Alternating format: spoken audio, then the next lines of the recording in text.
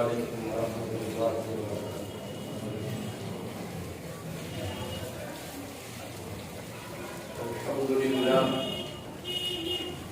الحمد لله نحمده ونستعينه ونستغفره ونؤمن به ونتوكل عليه ونعوذ بالله من شرور أنفسنا ومن سيئات أعمالنا، من يهده الله فلا مضل له ومن يضلل فلا هادي له، ونشهد أن لا إله إلا الله وحده لا شريك له، ونشهد أن سيدنا محمدا عبده ورسوله صلى الله عليه وعلى آله وأصحابه وبارك وسلم تسليما كثيرا. أما بعد فأعوذ بالله من الشيطان الرجيم. بسم الله الرحمن الرحيم. إنا نحن نزلنا الذكر وإنا له لحافظون. وقال رسول الله صلى الله عليه وسلم: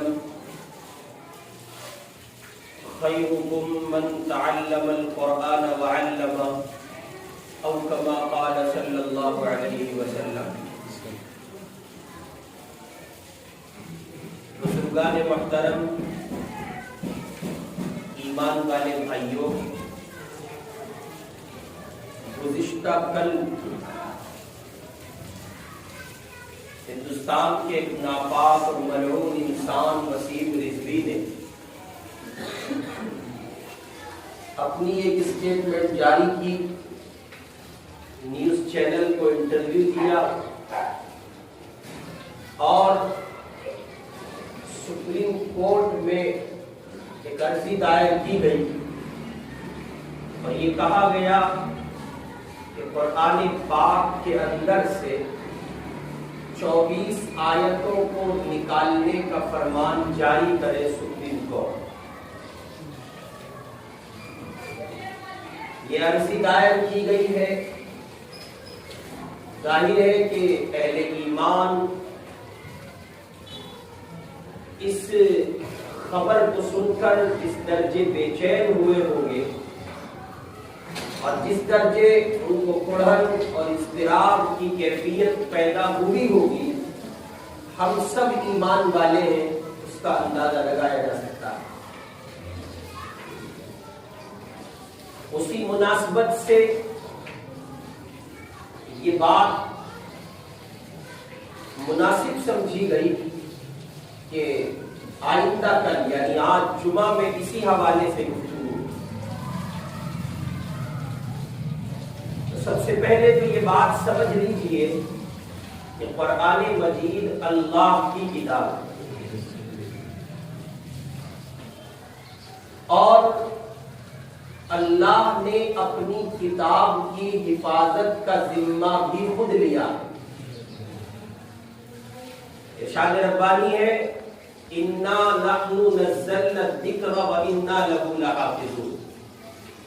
بے شک ہم نے اس قرآن کو نازل کیا ہے اور ہم ہی اس کی حفاظت کرنے والے ہیں۔ اس آیت کو پڑھ لینے کے بعد یہ بات واضح ہو جاتی ہے اور قلب کی دنیا میں کسی نہ کسی درجے یہ ایک اطمینان واقع ہوتا ہے اور اللہ کے کلام کی اس آیت کریمہ کی تلاوت کے بعد ایک ایسا یقین محکم حاصل ہوتا ہے، ایک ایسا کامل یقین من کی دنیا میں گھر کرتا ہے اور اس درجے پختگی کے عالم میں انسان اپنے آپ کو اس درجے کانفیڈنس پایا ہوا محسوس کرتا ہے اور وہ اپنے آپ میں پورے طور پر مطمئن ہوتا ہے اس آیت کریمہ کی تلاوت کے بعد، جس میں اللہ کہتے ہیں: انا نحن نزلنا الذکر وانا له لحافظون۔ قرآن کریم کے نازل کرنے والے بھی ہم ہیں اور اس کی حفاظت کرنے والے بھی۔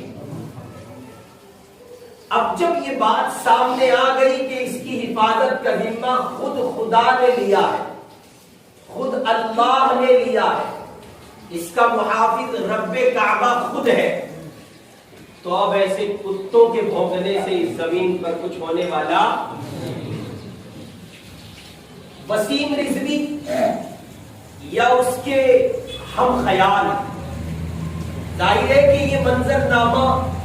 اس کے اپنے ذہن کی تخلیق کا حصہ نہیں ہے، یہ اس ملعون کی اپنی ذہن کی کار فرمائی نہیں ہے، اس کے پیچھے مستقل ایک طاقت ہے جو RSS کی ذیلی تنظیموں کا حصہ ہے، ان کو ہم وشو ہندو پریشد کے نام سے جان سکتے ہیں، اور بہت سے سنگٹھن ہیں اور اس کی ذیلی تنظیمیں ہیں، چھوٹی چھوٹی شاخیں ہیں جو آج سے نہیں، اس زمین پر جب سے ان کو پنپنے اور پاؤں پسارنے کا موقع ملا ہے، وہ تب سے قرآن کریم پر کسی نہ کسی زاویے اور پہلو سے حملہ کرنے کی کوشش کرتے رہتے ہیں۔ چنانچہ اسی پس منظر میں ایک انتہائی ناپاک، گندی، غلیظ، بے پناہ، ملعون کردار کی حامل حرکت کل کی گئی، اور سپریم کورٹ نے ابھی اس پر کوئی ججمنٹ نہیں لیا ہے، وہ کیا لے گا وہ بعد کی بات ہے۔ ہم اہل ایمان اپنی ذمہ داری سمجھتے ہیں، ہم اہل ایمان اپنا مذہبی اور دینی فریضہ سمجھتے ہیں، ہم اپنی دینی حمیت سمجھتے ہیں کہ ہم دنیا جہان کی حکومتوں کے فیصلے سے پہلے یہ اعلان کر دیں کہ ہمارے اس قرآن پاک کی حفاظت کرنے والے اللہ، ہزار کوئی ایسے ملعون اور ناپاک قسم کے انسان اس زمین پر اٹھے اور وہ ہزار مرتبہ قرآن کریم کے سلسلے میں کسی طرح کی فحش گوئی اور دروغ گوئی سے کام لیں، اور وہ قرآن کو ٹارگیٹ کرے اور قرآن پاک کے سلسلے میں وہ کسی طرح کی بات اپنی زبان سے اس کی تعظیم کو کم کرنے کے لیے کہے، تو بہت اچھے سے ان کو یہ بات سمجھ لینی چاہیے کہ اس قرآن کی حفاظت کرنے والے اللہ ہے، چنانچہ اسی کا نتیجہ ہے کہ 14 صدی پر محیط ایک زمانہ ہے، قرآن کے کسی زیر و زبر میں بھی تبدیلی نہیں کی جا سکتی۔ قرآن مجید اللہ کی کتاب ہے، یہ انسانیت کے لیے ابدی پیغام اور ایک زندہ دستور العمل ہے، یہ بیک وقت دل دماغ دونوں کو مطمئن کرتا ہے۔ قرآن پاک اللہ کی وہ عظیم کتاب ہے جو صرف اہل ہند کے لیے نہیں، اور یہ کہیے کہ اہل عرب کے لیے نہیں، اہل عجم کے لیے نہیں، اور دنیا کے کسی خاص خطے کے لیے نہیں ہے، بلکہ قرآن پاک دنیا انسانیت کے لیے ہے، پوری کائنات انسانی کے لیے اللہ رب العزت نے جس کتاب کو کتاب ہدایت بنا کر اتارا ہے وہ قرآن مجید ہے۔ چنانچہ دنیا کی دوسری جو مذہبی کتابیں کوئی انسانی زندگی سے ان کا رشتہ اس درجے مستحکم نہیں رہا ہے، بلکہ یوں اگر کہا جائے تو بات غلط نہیں ہوگی کہ ان کا رشتہ ٹوٹ چکا ہے۔ چنانچہ آج کوئی ہندو، کوئی بدھسٹ، کوئی عیسائی اور ان کے سوا جو یہ کہتا ہے کہ ہمارا کسی مذہبی کتاب سے کسی درجے میں کوئی رشتہ ہے، تو وہ اپنی تجارت، کاروبار، نظام حکومت، طریقہ عدل و انصاف، ازدواجی زندگی، خاندانی تعلقات، مختلف قوموں کے باہمی روابط اور اس طرح کے دوسرے مسائل کے سلسلے میں وہ اپنی مذہبی کتاب سے رجوع نہیں کرتا ہے، اور نہ وہ اپنے مذہبی علماء سے اس کے احکام و مسائل معلوم کرتا ہے، اور اس کی بنیادی وجہ یہ ہے کہ ان کے پاس مذہبی کتابوں سے رشتے میں وہ پختگی اور تعلق نہیں ہے جو مسلمانوں کا، جو اللہ کے مومن بندوں کا، جو اللہ کے صالح غیور مسلم بندوں کا تعلق ہے، جو اہل ایمان کہلاتے ہیں۔ مسلمانوں کا تعلق قرآن پاک سے اس درجے وابستہ ہے، باوجود اس کے کہ کوئی مسلمان کسی بھی درجے میں وہ اپنے ایمان کی کسی بھی سطح پر زندگی گزارتا ہو، اور کوئی مسلمان کیسا ہی بدعمل کیوں نہ ہو،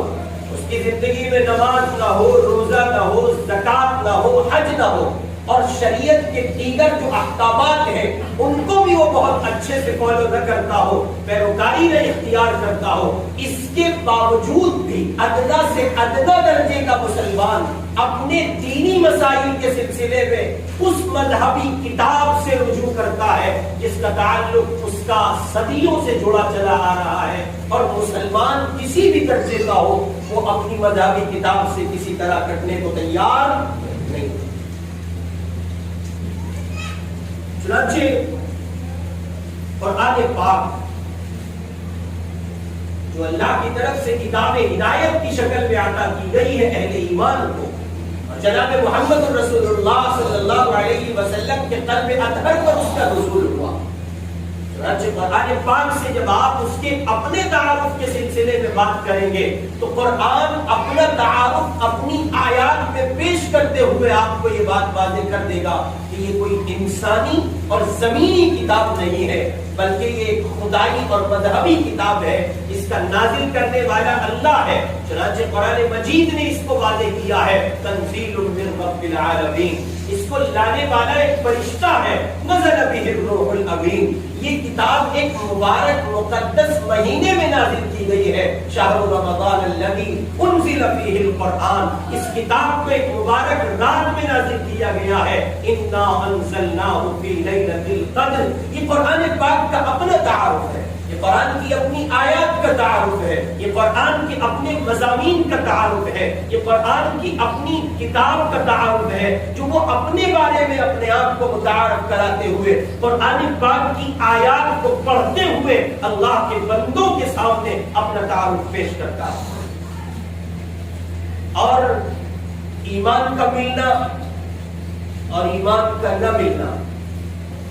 کسی آدمی کا مومن ہونا یا کسی آدمی کا کافر ہونا، یہ اللہ کی اس عطا اور اس خدائی نظام کے ساتھ وابستہ ہے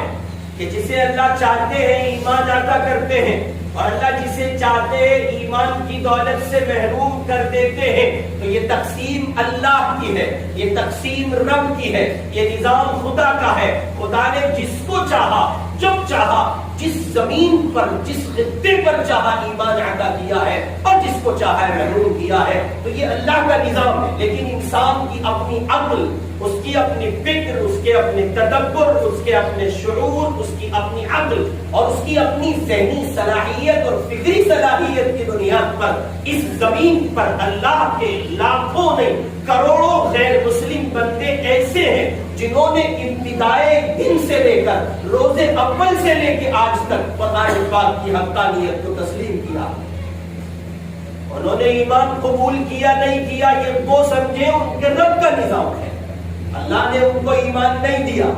خدا نے ان کے مقدر میں یہ دولت نہیں لکھی، یہ خدا کی تقسیم ہے۔ لیکن جہاں تک ان کی اپنی عقلی اور فکری صلاحیت کی بات ہے، ان کی اپنی دماغی صلاحیت کی بات ہے، ان کی اپنی صالحیت اور شرافت کے کردار کی بات ہے، تو اس زمین پر قرآن پاک کے نزول کے بعد کروڑوں افراد ایسے ہیں جنہوں نے قرآن پاک کی حقانیت کو نہ صرف یہ کہ تسلیم کیا ہے، بلکہ انہوں نے اس کا اعلان اور اس کا اظہار بھی مختلف مواقع پر کیا ہے، اور انہوں نے کہا ہے، ان کے اپنے تاثرات ہیں، ان کے اپنے خیالات۔ چنانچہ ہمارے اس ہندوستان میں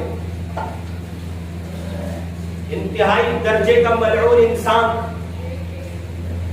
وسیم رضوی یہ کہتا ہے کہ قرآن پاک کی ان آیات میں جو 24 آیتیں میں کہہ رہا ہوں، یعنی وسیم رضوی کی اسٹیٹمنٹ ہے، وہ کہتا ہے کہ قرآن پاک کی وہ 24 آیات نکال دیجئے اس لیے کہ اس میں ٹیررزم کا ذکر ہے، اس میں آتنکواد کا ذکر ہے۔ وہ قرآن میں وہ آیتیں ہیں جو تشدد کو بڑھاوا دیتی ہیں، اور وہ ملعون، وہ حرام کی نسل یہ کہتا ہے،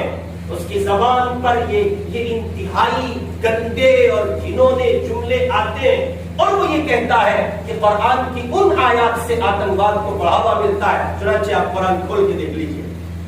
ہم براہ راست مخاطب ہیں اس ملعون سے، ناپاک سے۔ اگر اس تک ہماری بات پہنچے تو ہم اس سے کہتے ہیں کہ وہ قرآن نہ پڑھے، اور قرآن سے وابستہ علماء اور خطباء اور قرآن سے وابستہ افراد کی گفتگو اور ان کی ترجمانی نہ سنے، بلکہ وہ ان لوگوں کو سنے، ان افراد کو سن لے جن کے دیے ہوئے ٹکڑے کھا کر، اور جن کی پھینکی ہوئی ہڈیاں چوس کر، اور جن کی دی ہوئی دولت کے نشے میں چور ہو کر وہ گندا انسان یہ کہنے پر مجبور ہو گیا ہے کہ قرآن سے 24 آیتوں کو علیحدہ کر دیا جائے۔ اس دھرم کے، اس مذہب کے اور اس ہندو دھرم کے بڑے لوگوں کو اور اس ہندو دھرم کے پرانے افراد کو سن لیں۔ وہ ہم علماء کا اعتبار نہیں کرتا، نہ کرے۔ وہ اہل ایمان کا اعتبار نہیں کرتا ہے، نہ کرے۔ وہ اہل ایمان کو تسلیم نہیں کرتا ہے، نہ کرے۔ ہم اسے اس بات کی دعوت ہرگز نہیں دیں گے کہ وہ یہ کہے کہ آپ مجھے کچھ بتائیں، اس لیے کہ اس سے پہلے مختلف موضوعات پر اس ظالم کی جانب سے زبان درازی کا سلسلہ جاری رہ چکا ہے۔ اور یہ ایسے کمزر اور ایسے کمینے لوگ اپنے آپ کو ہائی لائٹ کرنے کے لیے اور اپنے آپ کو ٹی وی کی اسکرین کی زینت بنائے رکھنے کے لیے اور اپنے آپ میں جھوٹی شہرت اور پاپولیشن پانے کے لیے اپنے آپ کو ذرا سا ہائی لائٹ کرنے کے لیے اس طرح کی حرکتیں کرتے ہیں، جبکہ سچائی یہ ہے کہ ان کو اس بات کی خبر نہیں ہے کہ وہ ذرا سی کچی شہرت کے نتیجے میں ابدی طور پر، ہمیشہ کے طور پر اپنے لیے جہنم کا سامان تیار کر رہے ہیں۔ اس کا یہ کہنا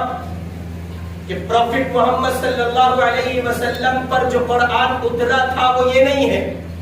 اس کا یہ کہنا کہ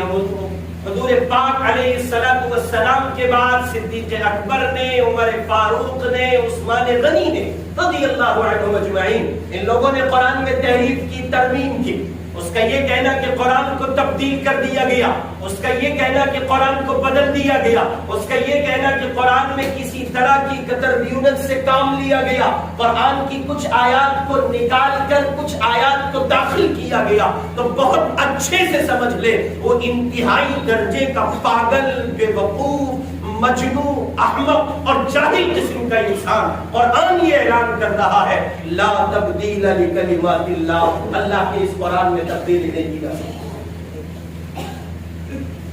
جو قرآن جناب نبی پاک علیہ السلام پر اترا تھا، جیسا اترا تھا، اور جن زبر زیر پیش، جن کیفیات کے ساتھ اترا تھا، مطلب یہ کہ اس کی جو حرکات و سکنات ہیں، اس کے جو زبر زیر پیش ہیں، چاہے کہ کوئی آیات میں تبدیلی کرتا، کسی ایک زبر زیر پیش میں تبدیلی نہیں کی جا سکی ہے۔ اور جہاں تک بات ہے حفظ قرآن کی، جہاں تک بات ہے قرآن کی حفاظت کی، تو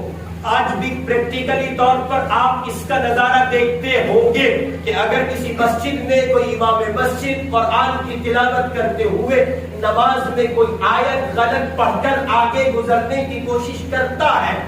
یعنی اس کو معلوم نہیں، وہ بھول گیا ہے اور وہ غلطی سے آگے جا رہا ہے، تو پیچھے کھڑے ہوئے مقتدیوں میں جو اللہ کے بندے قرآن کی اس دولت سے معمول رہتے ہیں اور قرآن ان کو اس حصے میں جہاں وہ تلاوت امام وقت کر رہا ہے ان کو وہ ازبر یاد ہے، محفوظ ہے، تو وہ قرآن کی کسی ایک آیت کو غلط پڑھتے ہوئے اس بندے کو امام وقت کو آگے بڑھنے نہیں دیتے ہیں۔ اس کی وجہ یہ ہے کہ قرآن کی حفاظت کا ذمہ اللہ نے لیا ہے، اور ایک نہیں، دو نہیں، 100 نہیں، 1000 نہیں، لاکھوں نہیں، کروڑ انسان ہے جو اپنے سینوں کی دنیا میں قرآن کو آباد کیے ہوئے۔ تو ہم یہ کہتے ہیں کہ آپ ہمارے علماء سے پوچھیں، ہم یہ کہتے ہیں کہ وسیم رضوی اور وہ اس کی ناپاک ذریت اور اس کے باپ دادا جن کی دی ہوئی ہڈیاں وہ چوستا ہے، اور جہاں سے اس کو حرام مال ملتا ہے، وہ جہاں جس کہیے کہ تنظیم کا اور جس سنگٹھن کا وہ ایجنٹ کے طور پر کام کرتا ہے۔ اور یاد رکھیے کہ وسیم رضوی اپنے آپ کو شیعہ کہتا ہے، لیکن علماء شیعہ نے، ہندوستان کے شیعہ برادری کے علماء نے وسیم رضوی سے پچھلے کئی سال پہلے اظہار برات کیا ہے۔ وہ کہتے ہیں کہ ہمارا تعلق وسیم رضوی سے مذہبی سطح پر کسی طرح کا نہیں ہے، چنانچہ ہم اس کو شیعہ بھی نہیں کہیں گے، اس لیے کہ ہمارے ملک میں شیعہ برادری کے علماء نے جس قدر امن پسندی کا مظاہرہ کیا ہے، اور جیسے وہ قرآن کی حقانیت کو اور قرآن کے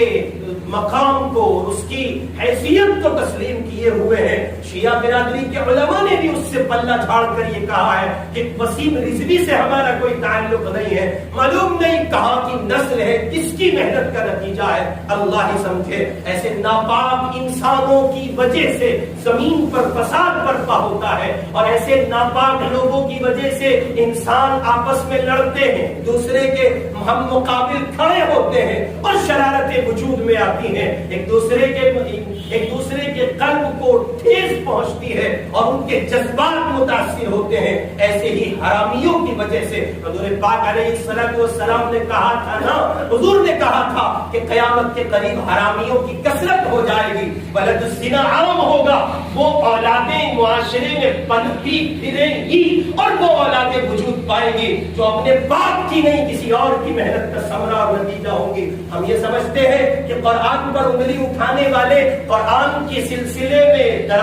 زبان درازی، فحش گوئی اور دروغ گوئی سے کام لینے والے حلالی نہیں ہو سکتے۔ اللہ کی قسم ایسے لوگ 100% حرامی ہوں گے، حلالی نہیں ہو سکتے۔ حضرت مولانا مفتی ظفر خان صاحب رحمۃ اللہ علیہ یہ بات کہتے تھے کہ میں یقین سے کہتا ہوں، اہل علم کی شان میں، اور اہل علم تو اہل علم ہے، قرآن کے سامنے اہل علم کی کوئی حیثیت نہیں ہے۔ قرآن اللہ کی نازل کردہ کتاب ہے، وہ کتاب ہدایت ہے۔ حضرت مولانا فرماتے تھے کہ میں لکھ کے دیتا ہوں، اہل علم کی شان میں کوئی گستاخی کرنے والا حلالی نہیں ہو سکتا۔ جب اہل علم کی شان میں گستاخی کرنے والا کوئی حلالی نہیں ہو سکتا تو ہم یہ کیسے مان لیں کہ قرآن کی شان میں گستاخی کرنے والا حلالی ہو سکتا ہے؟ چنانچہ اولین درجے میں تو ہم بہت کڑے لفظوں میں اس بات کی مذمت کرتے ہیں اور انتہائی ادب و احترام کے ساتھ اپنے سپریم کورٹ سے یہ گزارش کرتے ہیں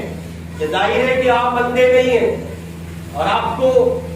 کو عقل نہ ہو، ایسا بھی نہیں ہے، اس لیے کہ جس آدمی کو چیف جسٹس بنایا جاتا ہے کسی بھی ملک کی عدلیہ کے عنوان سے، وہ آدمی انتہائی قابل ہوتا ہے، سمجھدار ہوتا ہے، ذی شعور ہوتا ہے، سنجیدہ ہوتا ہے، وہ ملک کے قوانین سے واقفیت کے ساتھ ساتھ مذہبی لوگوں سے، مذہبی شخصیات سے، مذہبی کتابوں سے بھی واقفیت رکھتا ہے۔ کسی بھی ملک کا چیف جسٹس جو ہوگا وہ ظاہر ہے کہ اپنے آپ میں کوئی چھوٹا آدمی تو نہیں ہوگا، وہ اتنی سمجھ یقیناً رکھتا ہوگا کہ آنے والے کیسز کی حیثیت کیا ہے اور ان کی اپنی پوزیشن کیا ہے۔ تو ہم اپنے اس ملک کے چیف جسٹس، سپریم کورٹ کے چیف جسٹس جناب ایس کے غالباً بوبڑے ان کا نام ہے، ہم بسد احترام ان کی خدمت میں یہ گزارش کرتے ہیں کہ ہم مسلمانان ہند اپنے جذبات اور اپنے خیالات کو پورے طور پر سنبھال کر قرآن پاک کے تئیں انتہائی سنجیدہ ہو کر آپ کی خدمت میں یہ گزارش کرتے ہیں، نہ صرف یہ کہ ایسی عرضیوں کو، نہ صرف یہ کہ اس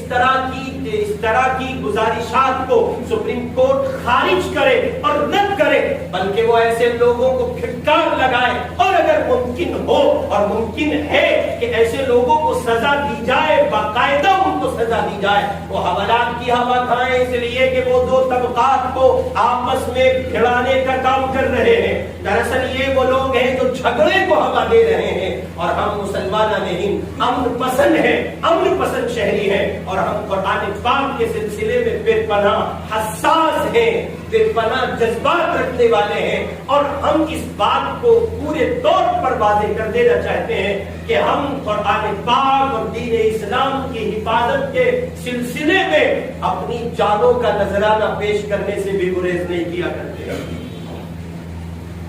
اور پھر ہم براہ راست مخاطب ہیں ان لوگوں سے جن کو قرآن پاک کے سلسلے میں کسی طرح کا تذبذب ہے، اور بالخصوص RSS کی ذیلی تنظیمیں، اور بالخصوص وشو ہندو پریشد کے وہ لیڈر یا وہ لیڈرشپ اور وسیم رضوی جو ان کا تھوکا چاٹتا ہے اور ان کی دی ہوئی ہڈیاں چوستا ہے، ہم براہ راست مخاطب ہیں کہ وہ ہماری نہ سنے،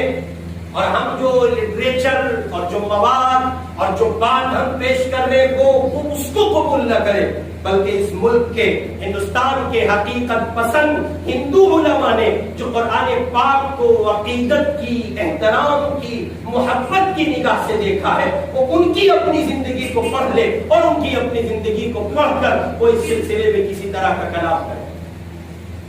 چنانچہ بابائے قوم موہن داس کرم چند گاندھی جی، اس ملک کے ایک عظیم انسان، اس ملک کے بابائے قوم کی حیثیت رکھنے والے گاندھی جی، ان کے سلسلے میں اہل علم و دانش نے، اہل قلم نے یہ بات درج کی ہے کتابوں میں کہ گاندھی جی کا یہ قول ہے، گاندھی جی کا یہ کہنا ہے، وہ یہ کہتے تھے کہ میں قرآن پاک سے جس درجے متاثر ہوا ہوں اور میں نے قرآن پاک کو جس درجے قریب سے دیکھ کر پڑھا ہے، چنانچہ یہاں تک بھی ملتا ہے کہ گاندھی جی قرآن پاک کی تلاوت کیا کرتے تھے، اور نہ صرف یہ کہ تلاوت بلکہ وہ اس کی حقانیت کو تسلیم کرتے تھے۔ رہی بات ایمان کی، اسلام کی، وہ میں پہلے واضح کر چکا ہوں، یہ اللہ کا نظام ہے، جس کو چاہے ایمان عطا کرے اور جس کو چاہے ایمان عطا نہ کرے۔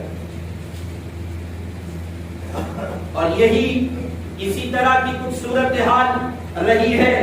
بینو باجی کا تھا۔ ان کے بارے میں لکھا ہے کہ انہوں نے تو قرآن پاک کی منتخب آیات کو، کچھ منتخب آیات کا ترجمہ بھی کیا ہے اور اس کی مختصر تشریح بھی کی ہے، اور اس کو انہوں نے روح القرآن کے نام سے مرتب بھی کیا ہے، گویا وہ کتابی شکل میں مارکیٹ میں موجود ہے۔ چنانچہ قرآن پاک کے سلسلے میں اس زمین پر ہندو علماء، ہندو اسکالرز، ہندو مذہب پر مشتمل افراد کی جو ذہنیت ہے اور ان کا جو اپنا تاثر ہے، ان کا جو اپنا خیال ہے، اس کو ذرا ملاحظہ فرما لیں۔ قرآن پاک کے سلسلے میں ہندو علماء کے تاثرات ایک نہیں ہے، دو نہیں ہے، 100 نہیں ہے، ہزاروں کی تعداد میں۔ میں نے یہ بات عرض کی ہے کہ قرآن جب سے نازل ہوا ہے تب سے لے کے آج تک قرآن پاک کے سلسلے میں اللہ کے لاکھوں کروڑوں بندوں نے نہ صرف یہ کہ قرآن کی حقانیت کو تسلیم کیا ہے، اور نہ صرف یہ کہ قرآن پاک کو انہوں نے ایک مذہبی کتاب کے طور پر تسلیم کیا، اللہ کی کتاب تسلیم کیا، بلکہ سچائی یہ ہے کہ انہوں نے اس کا اظہار بھی کیا اور اس کا اعلان بھی کیا کہ قرآن حق اور سچ کتاب ہے۔ 1300 برس کے بعد، قرآن پاک کے 1300 سال گزر جانے کے بعد بھی قرآن کی تعلیم کا یہ اثر موجود ہے کہ ایک خاکروب بھی، جھاڑو لگانے والا بھی مسلمان ہونے کے بعد بڑے بڑے خاندانی مسلمانوں کی برابری کا دعویٰ کر سکتا ہے۔ یہ قرآن پاک کی تعلیم کا اثر ہے، یہ قرآن پاک کی حقانیت کا اثر ہے۔ چنانچہ یہ بات جو میں نے ابھی نقل کی ہے کہ قرآن 1300 سال کے بعد، یہ میں نہیں کہہ رہا ہوں، یہ الفاظ میرے نہیں ہیں، اور یہ بات میں نقل نہیں کر رہا، میں اپنی زبان سے دوہرا ضرور رہا ہوں، یہ میرا اپنا قول نہیں ہے، بلکہ یہ قرآن پاک کے سلسلے میں بابا بھوپیندر ناتھ باسو کہتے ہیں۔ ان کا یہ کہنا ہے کہ قرآن کی تعلیم کا 1300 سال کے بعد بھی اتنا اثر باقی ہے کہ جھاڑو لگانے والا مسلمان بڑے سے بڑے خاندانی مسلمانوں کی برابری کا دعویٰ کر سکتا ہے۔ یعنی قرآن نے جو حق مساوات قائم کیا ہے اور قرآن نے جو لوگوں کو برابری کے درجات عطا کیے ہیں، تو وہ برابری کا درجہ اور وہ درس مساوات اتنا عمومی ہے کہ یہ بابا بھوپیندر باسو فرماتے ہیں، بھوپیندر ناتھ باسو کہتے ہیں کہ یہ قرآن پاک کی تعلیم کا اثر ہے جو آج 13 صدیاں گزرنے کے بعد بھی باقی ہے۔ ایک دوسری جگہ ہندو مذہب کے ایک بڑے اسکالر، ایک بڑے رائٹر بابو اپین چندر پال کہتے ہیں، قرآن کی تعلیم میں ہندوؤں کی طرح وسیم رضوی اپنے کان کھول کے سنیں اور اس کی ذریت سنیں اور اس کے باپ دادا سنیں، اور اس کو ہڈی پھینکنے والے سنے اور ہندو مذہب کے تمام تر افراد سنے اس بات کو، اور بقیہ تمام مذاہب کے لوگ بھی توجہ سے سن لیں، بہت اچھے سے یہ بات سن لینی چاہیے۔ قرآن پاک کی تعلیم، یہ میں نہیں کہہ رہا ہوں، یہ چندر پال جی کہتے ہیں، ان کے الفاظ ہیں، وہ کہتے ہیں قرآن پاک کی تعلیم میں ہندوؤں کی طرح ذات پات کا امتیاز موجود نہیں ہے۔ قرآن مساوات کی تعلیم دیتا ہے، نہ کسی کو محض خاندانی اور مالی عظمت کی بنا پر بڑا سمجھا جاتا ہے۔ چنانچہ اسی کے ساتھ ساتھ مشہور قائم مسز سروجنی نائیڈو کا یہ بیان کس قدر حقیقت پسندانہ ہے۔ وہ کہتے ہیں قرآن کریم غیر مسلموں سے بے تعصبی، میں پھر مخاطب کر رہا ہوں اس حرام کی اولاد کو، یہ میں نہیں کہہ رہا ہوں، یہ سروجنی کا بیان ہے، وہ یہ کہتے ہیں، ان کے الفاظ ہیں کہ قرآن کریم کو غیر مسلموں سے بے تعصبی، قرآن پاک غیر مسلموں سے بے تعصبی اور رواداری سکھاتا ہے۔ یعنی قرآن خود یہ تعلیم پیش کرتا ہے کہ کسی سے کسی طرح کے تعصب کی کوئی گنجائش نہیں ہے، اور اگر تمہارے درمیان غیر مسلم رہتے ہیں، وہ اللہ کے بندے رہتے ہیں جن کے پاس ایمان نہیں ہے، جن کے پاس قرآن نہیں ہے، اور جو اسلام کے علم کے حامل نہیں ہے، ان کے لیے قرآن یہ کہتا ہے اور قرآن کی تعلیم یہ کہتی ہے کہ رواداری قائم کرو، پیار و محبت قائم کرو۔ چنانچہ مسز سروجنی کا بیان ہے کہ دنیا اس کی پیروی سے خوشحال ہو سکتی ہے۔ میرے اس جملے کو نظر میں رکھیے گا، ایمان ملنا نہ ملنا یہ اللہ کی توفیق پر مشتمل ایک بات ہے۔ خدا جس کو چاہے گا ایمان عطا کرے گا، اور خدا نہیں چاہے گا تو نہیں کرے گا۔ لیکن جہاں تک ذہنی صلاحیت اور فکری شرافت کی بنیاد کی بات ہے تو یہ میرا نہیں، آپ کا نہیں، اور کسی مسلم اسکالر کا بیان نہیں ہے، یہ غیر مسلم اسکالرز کا بیان ہے اور غیر مسلم مذہبی شخصیات کا بیان ہے۔ وہ یہ کہتے ہیں کہ قرآن کی پیروی سے خوشحالی آ سکتی ہے۔ چنانچہ بابائے قوم مہاتما گاندھی، اس ملک کے بابا، وہ یہ جملہ دہراتے ہیں کہ مجھے قرآن کو الہامی کتاب تسلیم کرنے میں ذرہ برابر کسی طرح کا کوئی تعامل نہیں ہے۔ یہ میں نہیں کہہ رہا ہوں، یہ آپ نہیں کہہ رہے ہیں، یہ کوئی مسلمان بیان نہیں کر رہا ہے، یہ اس ملک کے باپو جی کا بیان ہے، یہ بابائے قوم مہاتما گاندھی جی کا بیان ہے۔ وہ یہ کہتے ہیں کہ میں قرآن کو الہامی کتاب سمجھتا ہوں، میں قرآن کو اللہ کی طرف سے نازل کرتا کتاب تصور کرتا ہوں، اور اس کے تصور، اس کے ماننے میں، اس کو ایکسپٹ کرنے میں مجھے کسی طرح کا کوئی ذرہ برابر تعامل نہیں ہے۔ میں کسی طرح کے تعامل سے متاثر ہو، کسی طرح کی بات سے یا کسی چیز سے متاثر ہو کر یہ جملہ نہیں دوہرا رہا ہوں۔ چنانچہ صرف اتنا ہی نہیں، اس سے آگے جب بڑھیں گے آپ تو ہندو اسکالرز کی، ہندو لٹریچر لکھنے والے اور ہندو رائٹرز کی محنت آپ کو اور ملے گی۔ میں نے عرض کیا ایمان کا ملنا اور ایمان کا نہ ملنا یہ اللہ کی ہدایت پر منحصر ہے، لیکن جہاں تک انسان کی اپنی فکری اور عقلی مذہبی اور اس کے سوا اس کی عقلی فرق کا تعلق ہے کہ وہ کتنا سنجیدہ ہے اور وہ کتنا ذی عقل ہے، ذی فہم ہے، ذی شعور ہے، ذی علم ہے، تو اس کا اندازہ آپ ہندو علماء کی ان تحریرات سے لگا سکتے ہیں جنہوں نے قرآن پاک کے سلسلے میں بہت کچھ کہنے کی کوشش کی ہے۔ چنانچہ قرآن مجید سے اسی تعلق اور عقیدت کا اثر تھا اور اثر ہے کہ ہندو اہل علم نے قرآن مجید کا ہندی زبان میں مختلف موقعوں پر ترجمہ پیش کیا ہے، یا قرآن کی منتخب آیات کو اپنی زبان میں منتقل کیا ہے۔ چنانچہ بنو بھاوے کی جو انہوں نے منتخب آیات کو جمع کر کے روح القرآن کے نام سے کتاب ترتیب دی، قرآن کی کچھ آیتوں کو انہوں نے منتخب کیا اور پھر ان کا ہندی میں ترجمہ کیا اور ان کو انہوں نے باقاعدہ کتاب کی شکل دی ہے۔ یہ بنو بھاوے کے باجی کے نام سے ان کا ذکر ملتا ہے۔ اسی کے ساتھ ساتھ ہندو سماج کے ہندی کے مشہور شاعر بھارتپندر ہریش چندر نے بھی قرآن کے بہت سے کہیے کہ مکمل قرآن پاک یا یہ کہ اس کی کچھ منتخب آیات کا ترجمہ پیش کیا ہے۔ اور جو رسالہ ہریش چندر میں 1877 میں شائع ہونا شروع ہوا تھا، لکھنؤ کے نند کمار اگستی نے بھی قرآن پاک کا اردو میں ترجمہ کیا، اور اس کی مثالیں ایک نہیں، چنانچہ آریہ سماجیوں کی طرف سے بھی وید کے منتروں سے تقابل کرتے ہوئے قرآن پاک کی آیات کا انتخاب ما ترجمہ شائع کیا گیا۔ چنانچہ 1994 میں 1994 میں ہندوستان کے سابق کیبنٹ سیکریٹری ونود چند پانڈے نے بھی قرآن پاک کا ترجمہ کیا۔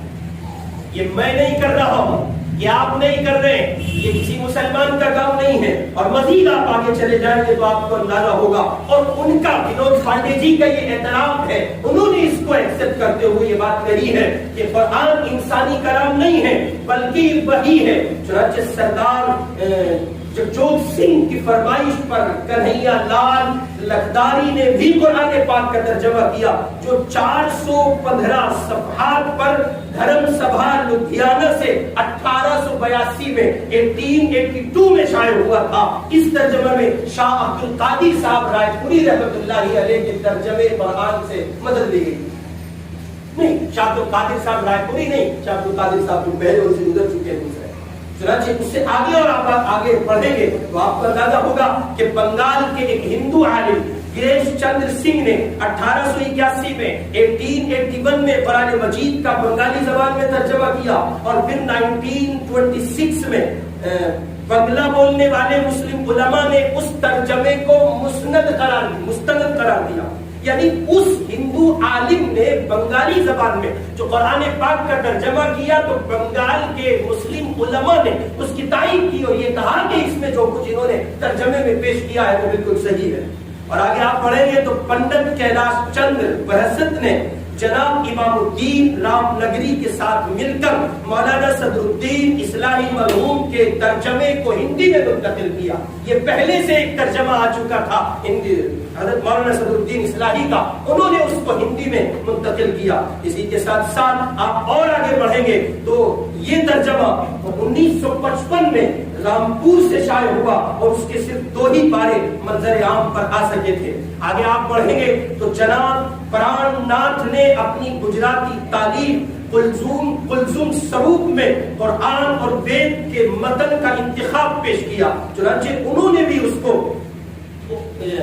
قرآن پاک اور ان کے جو اپنے وید ہیں قرآن پاک کا کچھ حصہ لیا، قرآن کی آیات کو کچھ منتخب طور پر انہوں نے لیا اور منتخب آیات اور وید کو اکٹھا جمع کیا اور پھر انہوں نے اس کو پیش کیا۔ چنانچہ دھن Prakash advocate supreme court Delhi نے قرآن مجید کا منظوم یعنی نظم میں ہندی ترجمہ پوتر قرآن درشن کے نام سے کیا ہے، جسے الوک پرکاش نے شائع کیا اور فروری 2000 کے کتابی میلے میں اسے نمائش و فروخت کے لیے بھی رکھا گیا تھا۔ شیخ محمد یوسف کا ہندی ترجمہ قرآن جس شخصیت نے شائع کیا ہے وہ ہندو پنڈت دولت رام شرما، اور یہ ترجمہ استار پریس بازار ہال امرتسر سے اشاعت پذیر ہوا تھا۔ یہ مختصر ایگزامپلز تھے جو میں نے آپ کی خدمت میں رکھے۔ یہ سب کام کرنے والے کوئی غیر یہ مسلم علماء نہیں ہیں، مسلم علماء کا کام ہم آپ کے سامنے پیش نہیں کر رہے ہیں۔ وسیم رضوی اور اس کی ذریت اور جن کی ہڈی وہ چوس رہا ہے،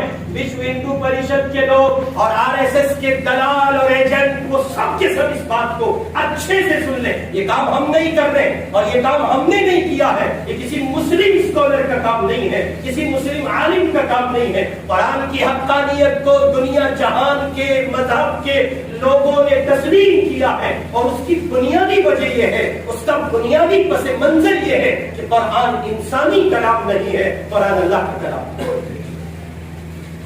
چنانچہ وہ آیا، میں انتہائی مختصر کر رہا ہوں، وہ آیا جن کو سامنے رکھ کر وسیم رضوی اور اس کے باپ داداؤں نے ان کی ہڈیاں وہ چوستا ہے اور آئے دن الٹے سیدھے بیان دے کر مسلم معاشرے میں اور ہندو معاشرے کو آپس میں بھڑانے کی کوشش کرتا ہے اور ملک کے امن و امان کو، اس کی بہتر صورتحال کو خراب اور برباد کرنے کی کوشش کرتا ہے۔ ہم ان آیات کا بھی تجزیہ آپ کی خدمت میں پیش کیے دیتے ہیں کہ وہ جن آیات کو یہ کہتا ہے کہ ان سے آتنکواد کو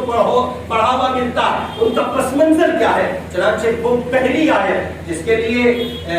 याचिका दाखिल की गई, अर्जी लगाई गई, वक़्तू लौ तकफुरून कमा कफरू फतकूनून सवाअन फला तत्तखिदू मिनहुम औलिया हत्ता युहाजिरू फी सबीलिल्लाह फइन तवल्लौ फखुदूहुम वक़्तुलूहुम हैतु वजदतमूहुम वला तत्तखिदू मिनहुम वलिय्यन वला नसीरा। कुरान मजीद में ये सूरह निसा की आयत नंबर 89 है। इस आयत का तर्जमा है, वो चाहते हैं कि जैसे ये लोग कुफ्र कर रहे हैं तुम भी कुफ्र करो, ताकि तुम एक जैसे हो जाओ, तो तुम उनमें से किसी को दोस्त न बनाओ जब तक वो अल्लाह की राह में हिजरत न कर जाए, और अगर वो इसकी खिलाफ वर्जी करे तो उन्हें जहां कहीं पाओ पकड़ो कत्ल करो, और उनमें से किसी को दोस्त और मददगार न बनाओ। इस आयत के तय ये बात कही गई। सुप्रीम कोर्ट में जो याचिका दाखिल की गई है उसमें ये कहा गया है कि 24 आयत को निकाल दीजिए, आतंकवाद को बढ़ावा मिलता है, टेररिज्म सिखाया जाता है। उन्हीं में से एक आयत ये है। इस आयत का पस मंजर आप जरा देख ले कि ये आयत किस माहौल में कुरान पाक का हिस्सा बनी है, और इस आयत का जो तर्जमा है वो खुद अपने आप में अपना एक पस मंजर बयान करता है। ये सूरत हाल उस वक्त की है जब अहले मक्का ने मुसलमानों को बेहद अजियत पहुंचाई और मुसलमानों को तरह तरह की तकलीफ दी, यहाँ तक कि वो उनके कत्ल के दर पे हो गए तो मुसलमानों को मजबूर होकर तर्के वतन करना पड़ा, और उन्होंने मक्के से हिजरत की और मदीना मुनव्वरा को गए। फिर यहाँ भी मुसलमानों का चैन और सुकून अहले मक्का को, मक्के के कुफ्फार को पसंद नहीं आया, तो उन्होंने इसी पर बस नहीं किया, उन्होंने बार बार मदीने पर अपनी यलगार को जारी रखा। जाहिर है कि जो लोग मुसलमान के जान के दर पर थे तो अपनी मुदाफियत के तौर पर, डिफेंस के तौर पर, जरा तवज्जो फरमाइए, अपने बचाव के तौर पर ये इजाजत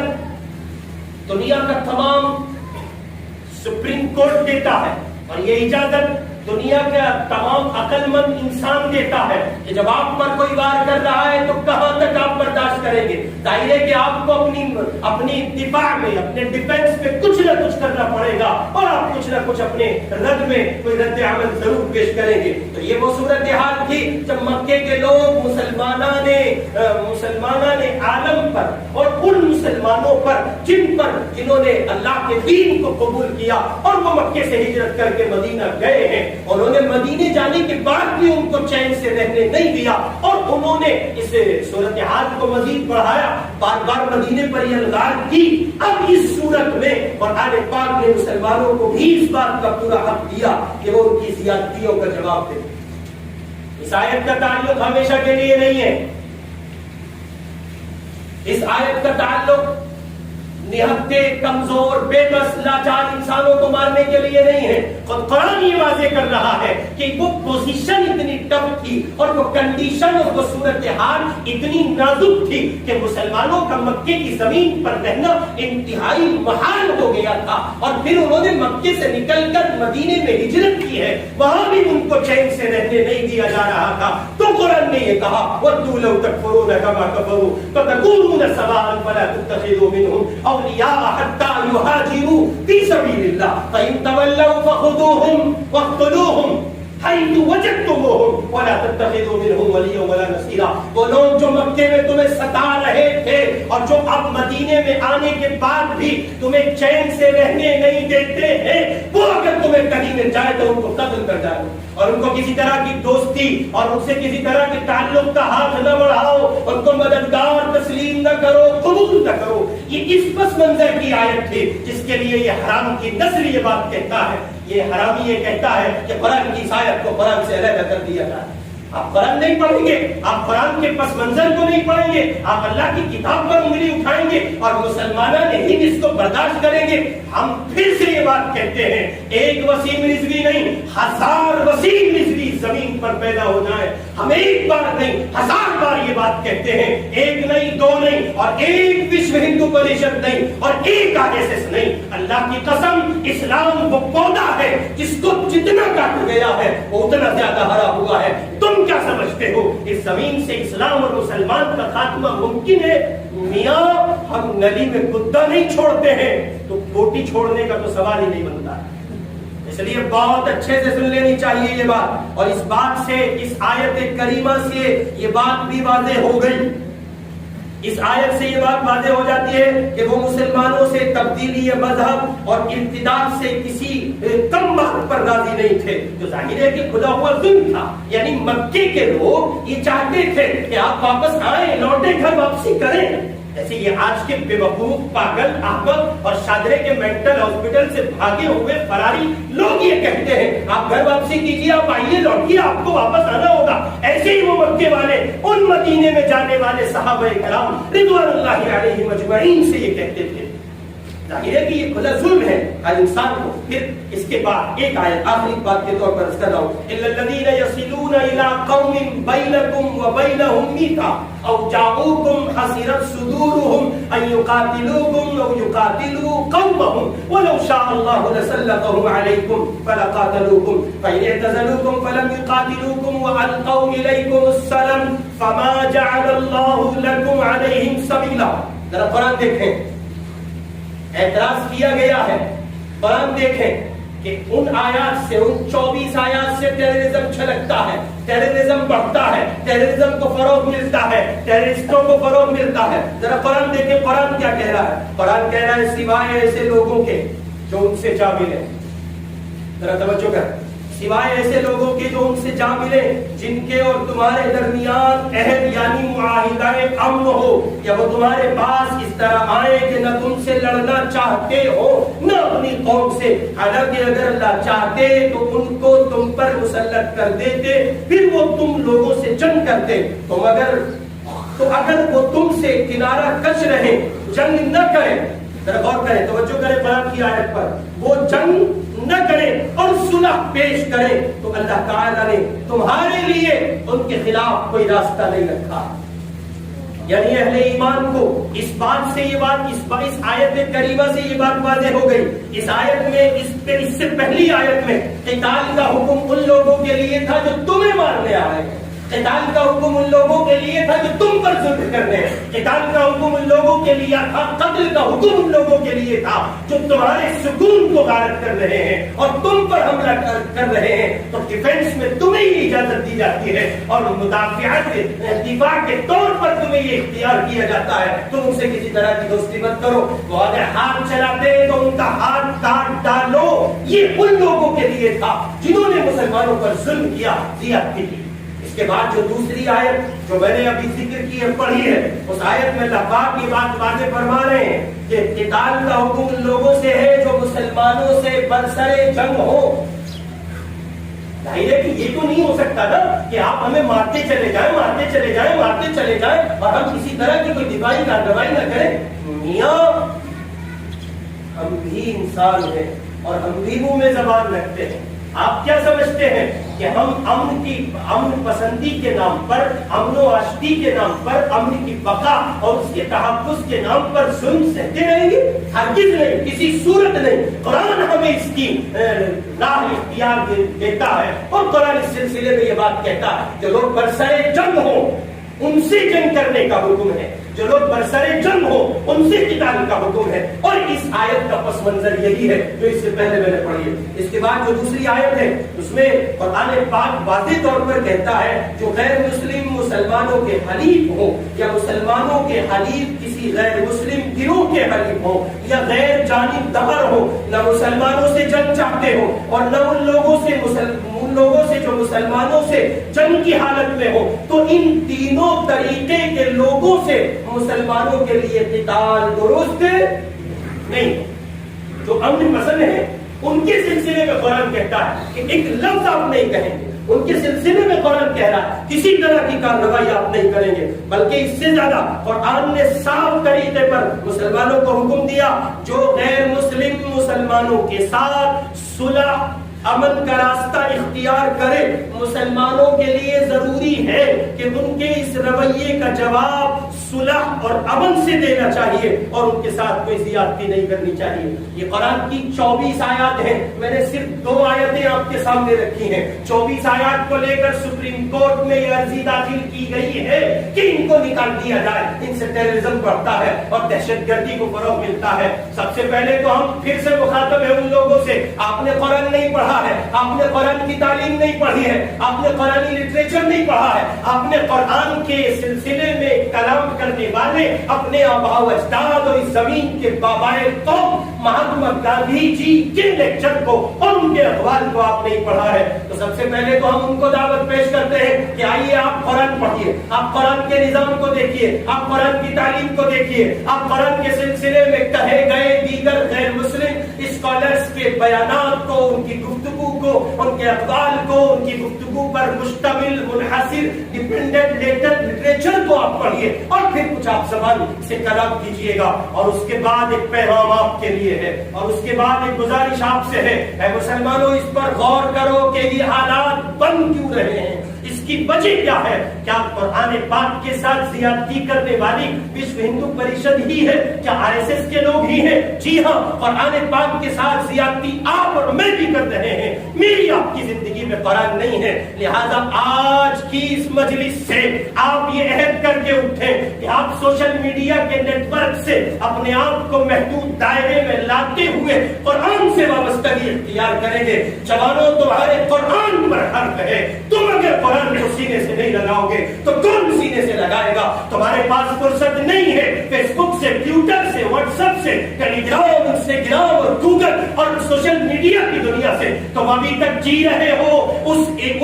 یورپ کے تھوک کے چکر میں, تم ابھی تک جی رہے ہو سوشل میڈیا کے اس نیٹ ورک پر, اور ادھر تمہارے قرآن پر حملہ کیا جا رہا ہے اور تمہیں اس سلسلے میں کوئی فکر نہیں ہے. ہم آپ سے ہرگز یہ بات نہیں کہتے ہیں آپ کسی طرح سے امن کو خراب کریں, ہم آپ سے ہرگز یہ بات نہیں کہتے ہیں آپ کسی طرح کسی سے لڑائی کریں, لیکن اتنی بات ضرور کہتے ہیں کہ قرآن پڑھیے, قرآن سیکھیے, قرآن سمجھیے, اس کو ترجمے کے ساتھ پڑھیے, اس کی تفاسیر پڑھیے. قرآن آپ سے کیا کہتا ہے یہ پڑھیے, نکلیے اپنے خولوں سے اور نکلیے اپنی من پسند چاہت نفسانی دنیا سے, اس سے باہر آئیے اور قرآن کو پڑھیے اور چھوڑیے یہ عشق و معاشقے کے چکر اور چھوڑیے اپنے نفسانی خواہشات کی دنیا. ادھر قرآن پر حملہ ہے اور ادھر آپ کے پاس پڑھنے کے لیے قرآن نہیں ہے, جواب دینے کے لیے زبان نہیں ہے, اور آپ کیا کریں گے. بس اتنی بات رکھتا ہوں, کل قیامت میں محمد الرسول اللہ کا سامنا ہوگا.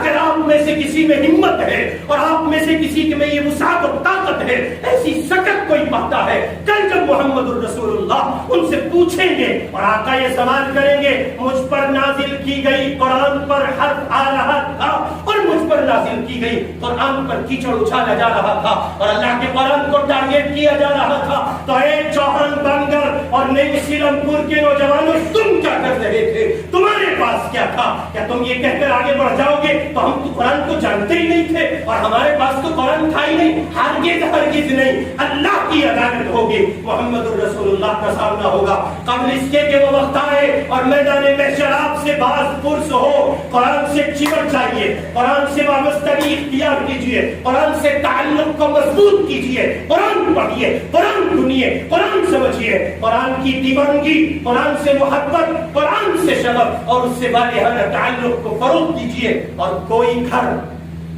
اور اس گھر کا کوئی فرد اور اس فرد کی کوئی اولاد ایسی باقی نہیں رہنی چاہیے جو قرآن پاک سے اپنے آپ کو سچی وابستگی کے ساتھ جوڑے ہوئے نہ ہو.